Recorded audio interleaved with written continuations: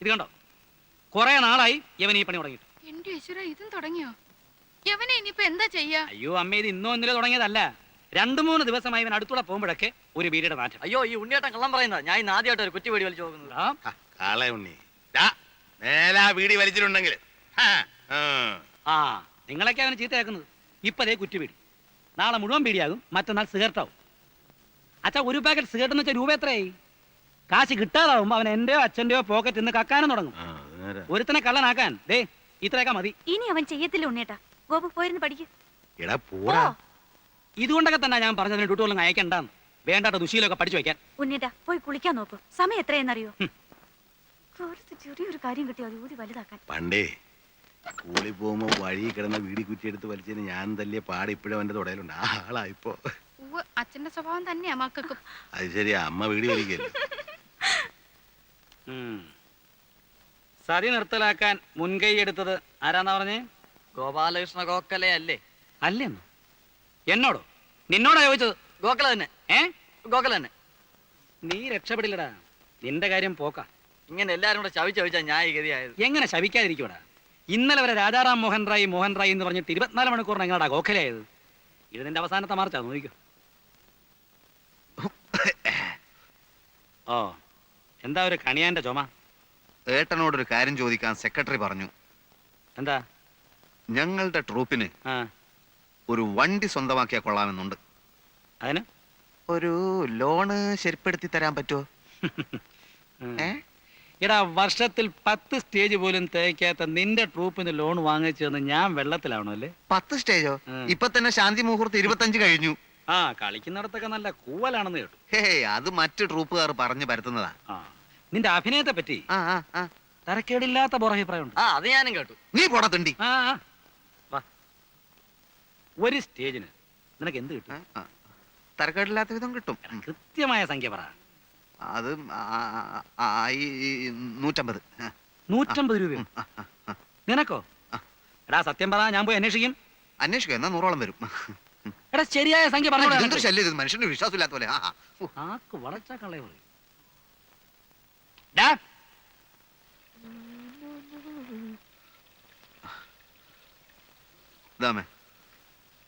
വച്ചടാ, ഇവിടെ ഇപ്പൊ വലിയ അത്യാവശ്യമൊന്നുമില്ല. കുഴപ്പമില്ല, എന്റെ ആവശ്യത്തിനുള്ളതൊക്കെ ഞാൻ എടുത്തിട്ടുണ്ട്. അടുത്ത സീസൺ ആവട്ടെ, ഞാനിവിടെ ഒരു കലക്ക് കലക്കും. പല വലിയ സമിതിക്കാരും എന്നെ വിളിച്ചിട്ടുണ്ട്. മാസത്തിൽ 30 ദിവസവും കളിയുള്ളവര്. ഓ, മാസത്തിന് 30 ദിവസം ഉണ്ട്, എനിക്കറിയാം. നീ പോയി കുളിച്ചിട്ട് വന്നേ, എന്നിട്ട് എന്തെങ്കിലും കഴിക്കാൻ നോക്ക്. എന്റെ അമ്മയെ ഇന്നലെ വടകരയിൽ ഞങ്ങളെ നാടകം കാണാൻ ഒരു സിനിമാ പ്രൊഡ്യൂസർ ഉണ്ടായിരുന്നു. ഭാവി എന്താന്ന് പറയാൻ പറ്റില്ലോ, ചിലപ്പോ എന്റെ ചിത്രവും ചുവരിന്റെ മേലെ വരും. പോയി കുളിക്കടാ.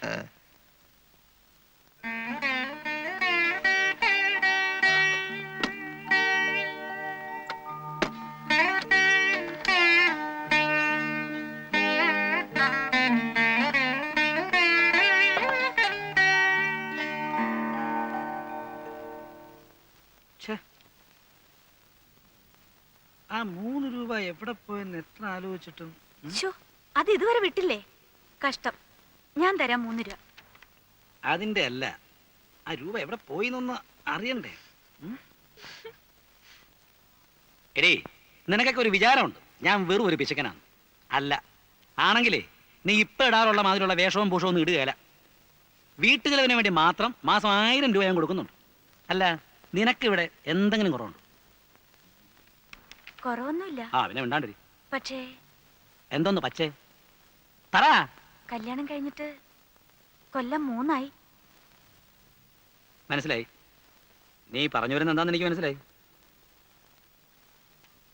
എടീ, ഒരു കുഞ്ഞുണ്ടാകുക എന്ന് പറഞ്ഞാൽ ഇപ്പൊ പണ്ടത്തെ പോലൊന്നും അല്ല. ഒരുപാട് കാശുള്ള ഏർപ്പാടാ. പ്രസവം തന്നെ പെണ്ണുങ്ങൾക്ക് ഇപ്പൊ ഒരുമാതിരി ഫാഷനാ. ആവശ്യമുണ്ടെങ്കിലും ഇല്ലെങ്കിലും മാസാമാസം ഡോക്ടറെ പോയി കാണുക, അവർ പറയുന്ന വില കൂടിയ മരുന്നുകൾ വാങ്ങിച്ചു കഴിക്കുക, പ്രസവത്തിന് 1 മാസം മുമ്പേ നഴ്സിംഗ് ഹോമിൽ അഡ്മിറ്റ് ചെയ്യുക. ആദ്യം എന്റെ പ്രൊമോഷനൊക്കെ ഒന്ന് ശരിയാവട്ടെ, അത് കഴിഞ്ഞിട്ട് മതിയടി നമുക്കിതല്ല. പ്രൊമോഷൻ കിട്ടുമ്പോഴേക്കും നമ്മൾ മൂത്തുമായിരിക്കും. എന്തിന്? അടുത്ത കൊല്ലം ഞാൻ ഓഫീസറാ, പിന്നുടനെ മാനേജർ. ഒരു ബാങ്ക് മാനേജർ എന്ന് വെച്ചാൽ ആരാ? ദേവേന്ദ്രനായിരിക്കും. ഏതാണ്ട് അതുപോലൊക്കെ തന്നെയാ. ഈ ഉണ്ണേട്ടിനെ കൊണ്ട് തോറ്റു.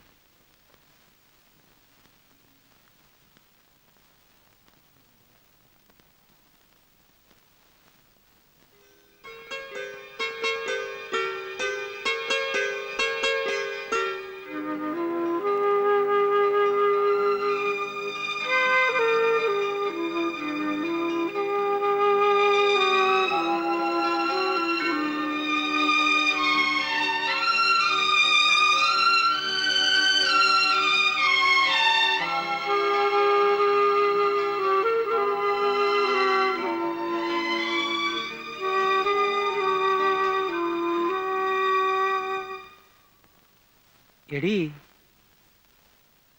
ആ 3 രൂപ ഞാൻ ഹെഡ് ഓഫീസിലെ പ്യൂണിന് ചായ കുടിക്കാൻ കൊടുത്തതാ.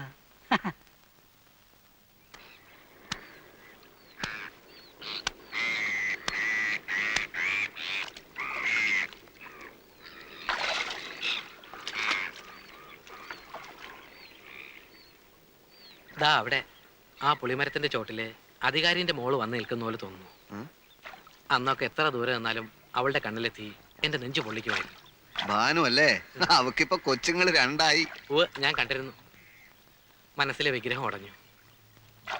പാവാടയും ധാവണിയും തന്നെ അവൾക്ക് ചേർച്ച. ആ ഗോപാലൻ കോൺസ്റ്റബിളിന്റെ മോള് വളർന്നു പോയോ? ഒരൊറ്റ എണ്ണത്തിന് നീ മറന്നിട്ടില്ല അല്ലേ? മരുഭൂമി കിടക്കുമ്പോ ഈ ഓർമ്മകളൊക്കെ അല്ലേടാ ആകെ ഒരു മരിപ്പച്ച. പിന്നെ നിന്റെ ട്രൂപ്പില് നല്ല പെൺകുട്ടികളൊക്കെ കാണുമായിരിക്കല്ലേ? എന്തിനാ? അല്ല, ഞാനൊരു നാടക ട്രൂപ്പ് തുടങ്ങട്ടെ. ഉദ്ദേശം? അത് എനിക്ക് അഭിനയിക്കണമെന്നുണ്ട്. ഉം. പിന്നെ ഇനി എന്തെങ്കിലുമൊക്കെ ചെയ്യണ്ടേ? വേണ്ട വേണ്ട, ഗൾഫ് വിട്ടു വരുന്ന എല്ലാ മലയാളികളും ചെയ്യുന്നതൊക്കെ നീയും ചെയ്താ മതി കേട്ടാ. എന്ന് വെച്ചാൽ എന്ന് വെച്ചാൽ ഒരു കളർ ഫോട്ടോ സ്റ്റുഡിയോ അല്ലെങ്കിൽ ഒരു വീഡിയോ ഷോപ്പ്, ഇതൊക്കെ തന്നെ നീയും ചെയ്താ മതി. എടാ അഭിനയം എന്ന് പറയണത് ദേ എന്റെ ഓടാ രക്തത്തിലുള്ള- അല്ലെങ്കിൽ നീ ഒരു കാര്യം ചെയ്യും, ആ. നീ ഒരു സിനിമ എടുക്ക്, എന്നെ നായകനാക്കിയിട്ട് അയ്യേ, അങ്ങനെ തൊലയാൻ ഞാൻ തീരുമാനിച്ചിട്ടില്ല. എന്റെ അമ്മോ. മുങ്ങിയ.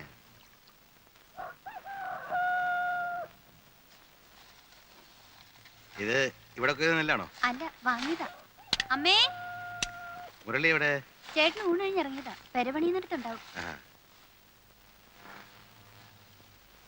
അവന്റെ കാര്യം ഒന്നും പറയണ്ട. അവൻ എപ്പോഴും അവിടെ തന്നെയാ. എടുപ്പണ്ടേ, ഇത്തിരി വെള്ളം അടുപ്പത്ത് വയ്ക്ക്. ഇരിക്കു. ഞായറാഴ്ച ആയതുകൊണ്ട് ഇന്ന് പണി ഉണ്ടാവില്ലെന്ന് ഞാൻ വിചാരിച്ചു. പണി ഉണ്ടായിട്ടില്ല, അവനവിടെ ഓരോന്ന് തൊട്ടും പിടിച്ച് നിൽക്കുന്നുണ്ടാവും. അമ്മണിയേച്ചിക്കൊക്കെ സുഖം തന്നെയല്ലേ? പിന്നെ അവക്കാകെ ഒരു അസുഖമുള്ളൂ, എന്നോടുള്ള അസൂയ. എനിക്ക് ഈ വീട്ടിനകത്ത് അടച്ചു പൂട്ടിയിരിക്കുന്ന കാര്യം വലിയ പ്രയാസമാണ്. അതുകൊണ്ടായി ചുറ്റി അടിക്കുന്നതേ. 10-34 കൊല്ലം അധ്വാനിച്ചതല്ലേ, ഇനിയുള്ള കാലം സൂഹിക്കാം. അത് പറഞ്ഞ അവക്ക് സഹിക്കില്ല.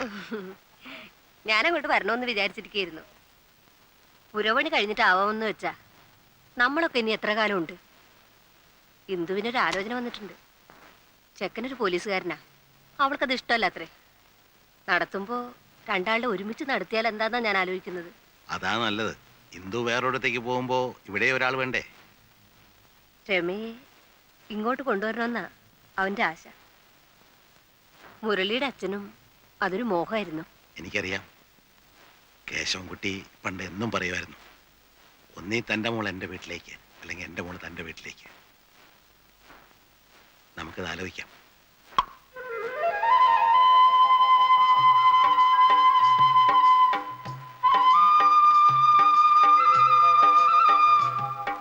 ശങ്കരേട്ട ഇറങ്ങുന്നില്ലേ? എന്താ ശങ്കരേട്ട ഇങ്ങനെ നോക്കുന്നത്?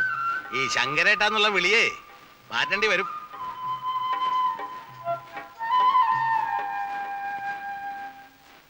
എനിക്ക് അവനെ പണ്ട് മുതലേ ഇഷ്ടാ.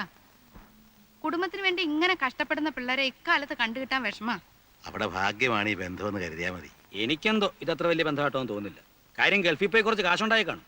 പക്ഷെ ആ കാശെല്ലാം ഒരു വീട് പണിഞ്ഞ് തീർത്ത് വെച്ചിരിക്കല്ലേ. തന്നെയല്ല, ഇപ്പൊ കല്യാണക്കാര്യത്തിൽ ഗൾഫുകാർക്ക് പൊതുവേ മാർക്കറ്റ് സ്വല്പ ഡിമ്മ. ഏയ്, ആ മാർക്കറ്റ് ഒന്നും മുരളിയുടെ കാര്യത്തിൽ നോക്കേണ്ട ആവശ്യമില്ല. അതെ. പിന്നെ നോക്കാതെ കല്യാണം കഴിഞ്ഞാൽ പെണ്ണ് നോക്കാൻ ചെറുക്കനൊരു ജോലി വേണ്ടേ? മുരളി ടൗണിൽ എന്തോ ബിസിനസ് തുടങ്ങാൻ പോകണമെന്ന് പറഞ്ഞിരുന്നു. എന്തോന്ന് ബിസിനസ്? Video shop. സ്ഥലമൊക്കെ കണ്ടു കഴിഞ്ഞു. നിനക്കൂടെ എന്താ കാര്യം? പോയി പഠിക്കണം. ഓടാ അവിടുന്ന്. അങ്ങനെ ഇടതിരിച്ചന്വേഷിക്കൊന്നും വേണ്ട. അവൻ നല്ലവനാ. നമ്മുടെ രമയെ നോക്കാനുള്ള തൻ്റെ ഇടമൊക്കെ അവനുണ്ട്. നമുക്കിത് അധികം വയ്യാതെ നടത്താം. എനിക്കിപ്പോ കല്യാണമൊന്നും വേണ്ട. അതെന്താ? എനിക്ക് പഠിക്കണം. പഠിച്ചോ. കല്യാണം കഴിഞ്ഞ ഉടനെ പഠിപ്പ് നിർത്തണമെന്ന് നിയമമൊന്നുമില്ലല്ലോ. അല്ല, കല്യാണക്കാര്യം പറയുമ്പോ എല്ലാ പെൺകുട്ടികളും പറയുന്നതായത്. അല്ല, എനിക്കിപ്പോ കല്യാണം വേണ്ട. കൊഞ്ചാതെ പോടിയപ്പുറത്ത്. മകരത്തിന് മുമ്പ് നടത്തേണ്ടി വരുവോ? വരുവടാ. എനിക്കിപ്പോ കല്യാണം വേണ്ടെന്നല്ലേ പറഞ്ഞേ? ഡേയ്, അധികം സംസാരിക്കൊന്നും വേണ്ട. കല്യാണം നടത്തണോ വേണ്ടോ എന്ന് ഞങ്ങളെല്ലാം ചേർന്ന് തീരുമാനിക്കും. ഞങ്ങൾ ആണുങ്ങൾ തീരുമാനിച്ചോളാം കേട്ടാ. എനിക്ക് പഠിക്കണം. പേടിക്കാതെ രമേ, എന്നായാലും വേണ്ടതല്ലേ. എനിക്കിപ്പോ കല്യാണം വേണ്ട. ദേ, ഞാൻ എഴുന്നേറ്റ് വന്നൊരു കുത്തങ്ങ് വെച്ചിരും കേട്ടോ ആസത്തെ. വെറുതെ നിന്ന് ചിണുങ്ങണ്ട. ഒരു നല്ല കാര്യം പറഞ്ഞുകൊണ്ടിരിക്കുന്നതിനിടയില.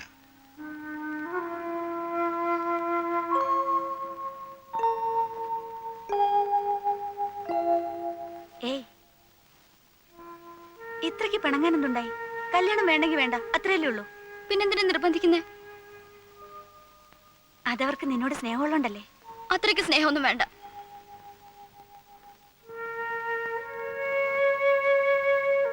ഏട്ടത്തി, ഒരു മുഖലക്ഷണം പറയട്ടെ.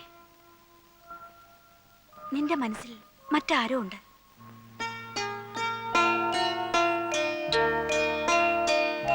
പറ, ആരാ നിന്റെ മനസ്സിൽ? ധൈര്യമായിട്ട് പറ. നിന്നെ ആരും ഒന്നും ചെയ്യില്ല. നോക്ക്, ഏട്ടത്തി നിന്റെ കൂടെയാ. നിന്റെ ഇഷ്ടത്തിനെതിരായി പ്രവർത്തിക്കാൻ ഞാൻ ആരെയും സമ്മതിക്കില്ല. പറ മോളെ.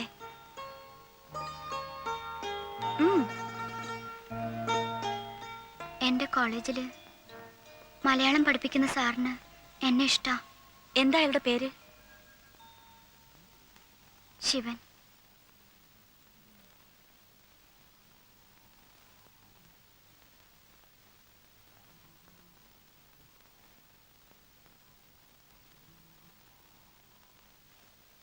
ഉറങ്ങിയോ? ഉം. ഞാൻ ഒരു കാര്യം പറഞ്ഞാ ദേഷ്യപ്പെടൂ? ഉം. ദേഷ്യപ്പെടൂ? എന്താ നിന്റെ കയ്യിന്ന് കാശ് വല്ലതും പോയോ? അതല്ല, നമ്മുടെ രമയുടെ കാര്യ. എന്താ? പിന്നെ കേട്ടാ ബഹളം വയ്ക്കരുത്. ഇല്ല. നമുക്ക് പറഞ്ഞ് ശരിയാക്കാവുന്നേ ഉള്ളൂ. നീ കാര്യം പറ. രമ ഉം. അവളുടെ മലയാള ലെക്ചറുമായി ഉം. സ്നേഹത്തിലാണെന്ന്.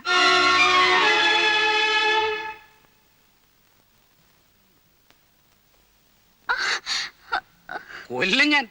പഠിക്കാനെന്നും പറഞ്ഞ മാസാമാസം ഫീസും ബസ് ചാർജും വാങ്ങി നീ ഇവിടുന്ന് പൊയ്ക്കൊണ്ടിരുന്നത് ഇതിനായിരുന്നോടി? കുടുംബത്തിന് ചിത്തപ്പനുണ്ടാക്കാൻ ഞാൻ സമ്മതിക്കില്ല. മുട്ടനും തല്ലൊടിച്ച മൂലക്കിടും. പ്രേമാണ് പോലും. നോക്കി പഠിക്കുന്നു. ഉണ്ണി, എന്താ ഉണ്ണി? എന്താണോ എടുത്ത മണ്ടലോടത്ത് വെക്കേ. എന്താ? മോള് പാരലൽ കോളേജിലെ വാധ്യാരോട്ട് പ്രേമത്തിലാണെന്ന്. എടി, മാറി നിൽക്കണേ. അച്ഛാ, ഇതിങ്ങനെ വിട്ടു കൊടുക്കാൻ പറ്റുകയില്ല. ഒറ്റ മോളാന്ന് കരുതി നിങ്ങൾ രണ്ടുപേരും ലാളിച്ച് ലാളിച്ച് അവളിങ്ങനെ ചീത്തയത്. ഒന്ന് മാറിക്കേ. ഇനി ഞാൻ ചോദിക്കാം. ഞാനും ഇവളുടെ ഒരു സഹോദരനാണല്ലോ. എടി, അവൻ ആരാണ്? അവന്റെ പേരെന്താണ്? നാടെവിടെയാ? ഇത് തുടങ്ങിയിട്ട് എത്ര നാളായി? ശ്ശോ, ഇങ്ങനെ ബഹളം വെച്ചാൽ എങ്ങനെയാ? അയൽവക്കാരെ കൂടെ അറിയിക്കണം. അറിയില്ലടി. ചോദിക്കാനും പറയാനും ഇവിടെ ആണുങ്ങളുണ്ടോ? നാലാൾ അറിയട്ടെ. ഇവളുടെ തോന്നിയ ഇരിക്കൂ. നാളെ മുതൽ നീ കോളേജിലും പോണ്ട, ഒരു കുന്തത്തിലും പോണ്ട. ഈ വീട്ടിൽ ഇന്ന് വരെ ആരും ഇങ്ങനെ ഒരു നാണക്കേട് ഉണ്ടാക്കിയിട്ടില്ല. അല്ല, എനിക്ക് ആദ്യം പോലെ സംശയം ഉണ്ടായിരുന്നു. ഉണ്ണിയേട്ട നേരം വിളിക്കട്ടെ. ഇതിൽ രണ്ടിലൊന്നും അറിഞ്ഞിട്ട് നേരം വെളുത്താ മതി. മോണോ അറി. നീ ഇനി അവനെ കാണൂ? കാണും.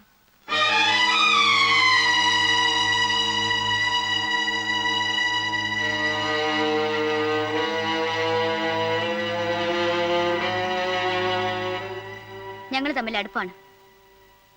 ഞാൻ കല്യാണം കഴിക്കുന്നുണ്ടെങ്കിൽ അദ്ദേഹത്തെ മാത്രമായിരിക്കും. ആരെതിർത്താലും എന്തൊക്കെ പറഞ്ഞാലും.